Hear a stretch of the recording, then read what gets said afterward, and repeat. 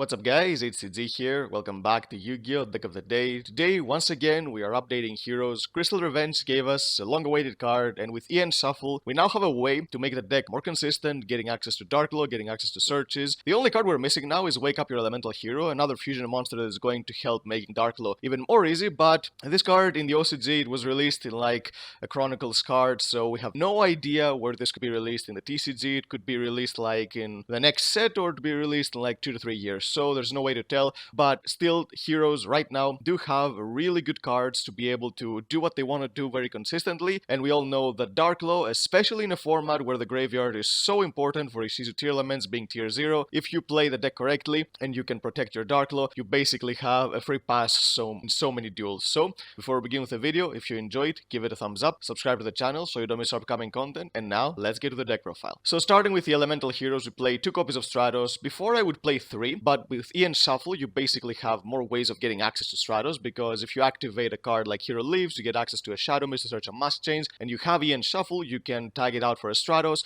get a search, go to your Vision Hero package, so you don't really need 3 copies of Stratos anymore because we have more ways to access him. So by playing less copies, we give the deck some more free space to play cards that are going to help us combat the rest of the meta. We play 2 copies of Shadow Mist, again pretty standard. Shadow Mist is always going to be a 2 of, at least in the main deck, usually side 1 out, especially in matches where Dark Law is not super important, for example maybe against Sprite or other decks, but again 2 Shadow Mist always has been the correct ratio in the main deck, and it still is to this day. We play 1 copy of Liquid Soldier. This is one of my personal favorite cards in the deck. This card gives you so much advantage. You basically use it twice during a duel to draw 4 cards, and then you can also use its normal summon effect to revive something back to the grave, get even more advantage. So yeah, it's a really good card, gives you access to Absolute Zero, which is still to this day the best Omni Hero monster in the extra deck. So yeah, really amazing card. So, and before I continue, because we're still on the topic of Elemental Heroes, I want to say that I don't run Honestness. Now, I know a lot of people are going to comment, and it has been happening in all of the hero videos, but I just don't like the card. If you like the card, then of course go ahead and play it, but I just feel like ever since Enforcer came out, this card became a very much a win more card. With Enforcer, you already have the tools to protect your Dark Law and your Plasma by lowering your opponent's monster's attack points so they can't run over it, which was the main purpose of Honest Neos.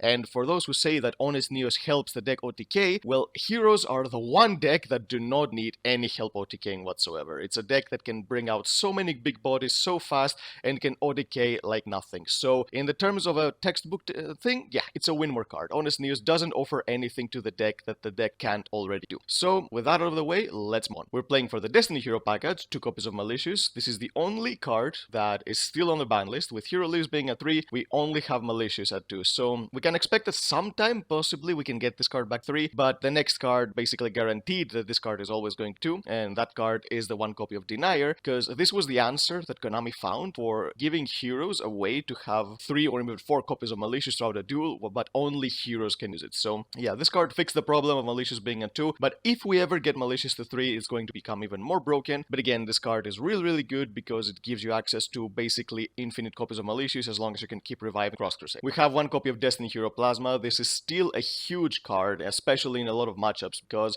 if you're playing against Rogue, then Dark Law sometimes can be a little bit iffy, but there is not a single matchup, unless you're playing against something like has like 30 traps, like Eldritch or Labyrinth, that Plasma is not going to absolutely destroy. And it's a really powerful card going second on established boards, because if you have this card in your hand, or if you can search it, then your opponent must not allow you to get 3 monsters on the field, because the moment you do that, then all of their monsters will be turned off. You're going to absorb another monster. This card is probably going to be bigger than anything your opponent has after it uses its effect. So yeah, this card is a beast in the deck, going first and going second. I'm still playing the 1 copy of Destiny Hero Dark Angel. Now, this card is not nearly as good as it used to be back in Brandy Despia format, but it's still a really good card ever since the Danger tier element builds stopped being so popular, because before you were basically giving them a free material for Curious and you were not doing anything but give this to your opponent, but now they don't really plan on playing Curious in any type of their version decks, at least not the most popular ones right now with Ishizu. So this card, it's decent, but it's not nearly as good. Against other decks, it's better. It's not really great against Ishizu tier elements, but for example, in decks against like Sprite, then it's really good, because as long as you don't let them get their first monster on the field with a card like Enforcer, they will not be able to activate cards like Starter to get another monster on the field. So yeah, it's decent against a lot of matchups. Against Ishizu, it's okay. Maybe not turn 1, but after you try to establish a board and then you bring this card on your opponent's field, that's the nail in the coffin. Turn 1, not the greatest, but again, still worthy in the main deck. And for the Vision Hero package, we have 3 copies of Faris, pretty standard. This card is absolutely amazing. You pitch a hero, you basically get your entire combo by getting your Vion from the deck, really good. 2 copies of Vion Lion, again, you don't need 3. You do have so many ways of searching it and so many ways of searching Faris with cards like Hero Leaves, Ian Shuffle, and all those other cards. That 2 is going to be all you need in. And the 1 copy of Increase, you don't need more than 1. Even if you draw this card, it's not nearly as bad of a brick as are like other cards in other decks, for example, like Cobra used to be, or maybe Garnet, and when you're playing Brilliant Fusion. Yeah, this card, even if you draw it, even though it shuts down the second effect of Faris, you can still use Faris as an extender for a Link monster, and you can fuse this card because it's a hero monster, and then you can revive it after you take damage, and you can use it this way. You won't be able to use it turn 1, but you will still be able to make somewhat of a play and then keep using it after. Now, we have 6 flex spots in the deck that you can basically pick and choose whichever card you like and you think that suits your meta. But for the sake of making the deck as competitive as possible in a scene where you would face mostly Shizu Tier Elements, because that's undoubtedly a tier 0 deck at this point, and it's the deck going to face the most, I have chosen to play 6 particular cards. So the first 3 cards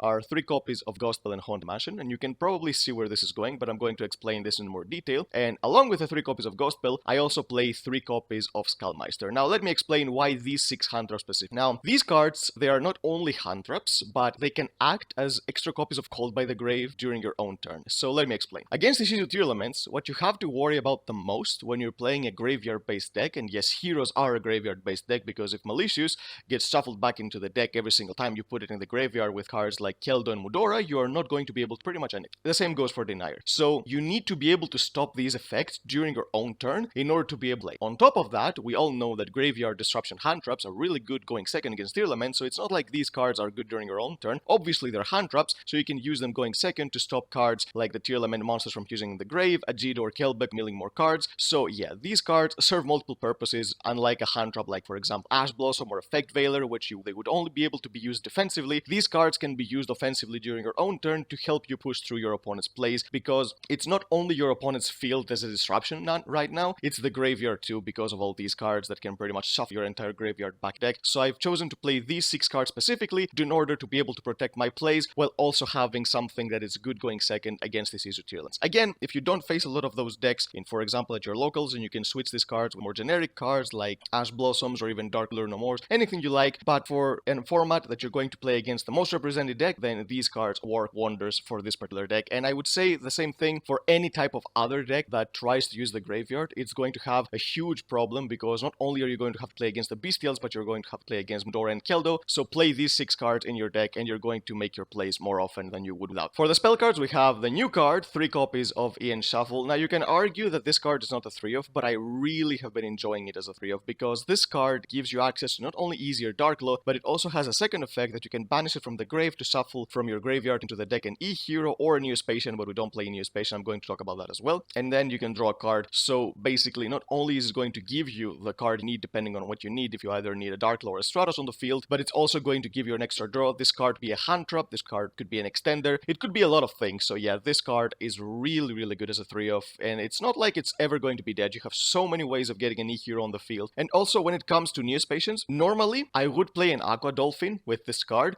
but it's just the wrong format. In any other format, Aqua Dolphin would have been a huge asset for the deck. Being able to use this card to get access to Aqua Dolphin and use it to get access to your opponent's hand while also destroying a card would have been really good if Shizu Tier Elements were not the most represented deck. Aqua Dolphin right now is a side deck card, because if you do it blindly and you activate it and your opponent's playing Shizu Tier Elements, no matter what you discard, unless you're discarding like a hand trap or a bestial, but usually you don't have enough attack points on the field to be able to destroy one of the bestials, you're going to give them an effect. So this is why you don't want to do it blindly. Aqua Dolphin should be in the side deck right now for when you know that you're not playing against the Shizu Tier Elements. That's when it's going to be really good, for example, against decks like Sprite. But yeah, in the main deck, not so great. But again, Ian Shuffle is an amazing card that even when you cannot really play Aqua Dolphin in the main deck, it gives you access to so many different things that is really worth maxing it out. We're playing 3 copies of Fusion Destiny, another power boost to the deck when this card got back 3. This card is not just Enforcer in this particular deck, it can do so many different things. It can give you extenders for days. This card gives you basically any hero play on its own by getting Denier and Malicious in the graveyard. Amazing extender, amazing card. We have 3 copies of Hero Lives. Along with Fusion Destiny, we also have this card to be able to make plays without committing our normal summon, because the worst hands in this particular deck are the ones that you only have a normal summon. For example, if you have a Stratos with no Faris, no Fusion Destiny, or Ian Shuffle, no Hero Lives, these are the worst hands that you can have in Heroes, and the most vulnerable ones. But have so many cards at this point to be able to push through just your normal summon. We have 3 Faris, 3 Ian Shuffle, 3 Fusion Destiny, and 3 Hero Lives. We have 12 cards that can help us get access to more plays even if our normal summon gets stopped, so this is why the deck right now. It's really consistent on top of being already really powerful, and it can play around kind of some interruption, because before, when all of these cards were at 1 or 2, then it did face some of those problems. We have 3 copies of Mask Chains. Even though we can search this more consistently now, this card is still amazing. It dodges disruption, it's a card that gets you access to Dark Law, and getting access to a second copy of this card against the Shizu tier elements is basically guaranteed that you're going to have a big play against them, because if you only have one and they somehow play around the Dark Law, you're not going to be able to do much. But if, for example, they Dark Ruler or they Super Poly your Dark Law and you have more monsters on the field, then you can bring out another one just to make sure that you at least force a battle phase out of them in order to get another turn, or even maybe stop them if you have some other cards on the field. But again, this card, you sometimes even recycle it from the graveyard with Wonder Driver to get the second copy, because that's how important Dark Law is in this particular matchup. We have 2 copies of Polymerization. I'm still a big fan of 2 copies. I've tried one and I was missing it a lot of the times, and whenever I saw it, it was never a dead card, because when you play only 1 copy, you're not going to be able to resolve Vion twice for the full effect during the grind game, which is something that is going to help you a lot to push when your opponent tries to break your boards. But also, this card in your hand is not a brick, it's an extender. When you have cards in your hand that you can fuse for a Sunrise or any hero at all, sometimes you even hard summon Enforcer with this card. So yeah, I don't feel like this card is ever a brick in my hand, so I'm still gonna keep playing 2 copies. We play 1 copy of Miracle Fusion. Of course, we search this with Sunrise to go for Escuridao, Great Tornado, or even Absolute Zero. All of these 3 cards are really great. They each have their specific uses against a lot of other matchups. We're going to talk about them a bit more in depth once we get to the extra. And for the staples, we have 1 copy of Reinforcement of the Army, pretty standard in any warrior deck, searching a level 4 lower warriors. 1 copy of Foolish Burial. This is another great extender for the deck. If you don't have Mali, you send Mali. If you don't have Denier, you get Denier. You can send Shadow Mist to search any hero. Amazing card. And 1 copy of Call by the Grave. This card is broken in general, but in this particular format, with Shizu tier elements being so good, it's even more broken. And it gives us 7 cards in this particular build that can help us push through a lot of effects during our own turn and even during our opponent's turn. For the extra deck, we have 1 copy of Destroyer Phoenix Enforcer. This card is the reason Heroes became playable some time ago, because without this card, the deck did not really have a way to push through after its board had broken. It didn't have a really good way to not let our opponent bring monsters on the field, because we had floodgates like Darkland Plasma, but we didn't have spot removal or anything like that. So yeah, this card fixed so many problems for the deck. It gave us a way to make Fusion Destiny insanely broken, not just summoning Dystopia or Endangers. So yeah, we all know about this card, how good it used to be when Anaconda was a thing, but again, in this particular deck, it's still as broken as ever. We play 1 copy of Dangers. This card is here to make sure that you can summon Enforcer when you don't have Fusion Destiny. There are some plays with Wonder Driver that you can do to get 2 Destiny heroes with a Polymerization in order to be able to summon Enforcers, so this is why this card is here. We play 1 copy of Dystopia. In this particular type of metagame that we're in right now, I wouldn't say metagame, but now it's more like a trend, we always try to find a way to make our deck deal damage in time. It didn't become a thing for a long time, to be honest, because these rules have been out for like 5 years, but it's only recently that people started playing like Skarmag Ladybug and Red Resonator, and trying to give any deck a way to win in time is pretty much mandatory right now. For a card like Dogwood being like the worst hand trap ever for such a long time, and now everyone says that it's an S tier hand trap that you absolutely have to play at least their side deck, at least 2 copies, or definitely even 3 copies, then yeah, we've come a long way. So yeah, Dystopia, this deck does have a way of dealing damage, so I guess it's even more meta because of that reason, because if a deck cannot deal damage inherently, I suppose it's not that these days. We have 1 copy of Sunrise. Yep, this card is amazing. Sometimes I'm even considering playing 2 copies with 2 Miracle Fusion. That's how good this card is, but the scenarios where you do need to go for that during the grind game are so not often, so you don't really need to play the extra brick, because Polymerization is an extender, Miracle Fusion kinda isn't, because you need to get these monsters in the graveyard, and for example, if your plays get stopped, Polymerization can help fuse from the field and hand, but if your plays get stopped, you don't have anything in the graveyard to fuse with Miracle Fusion, so this is why you only play 1. But again, I would not say anything to people who like playing 2 copies of Sunrise or 2 Miracle Fusion. It's actually good enough to be able to play it, I just don't really like it personally. We play 1 copy of Absolute Zero. This is a standard Omni hero you play in your extra deck because of Liquid Soldier. With this card and Miracle Fusion, you can get 4 draws out of Liquid Soldier, and copying and using this card with Mask Chains to go for Acid, you can destroy your opponent's board completely. Really good card. We play 1 copy of Escuridao. This card is here just because there are some types of scenarios where you don't have Liquid and you don't have access to Liquid, so you need to use Miracle Fusion for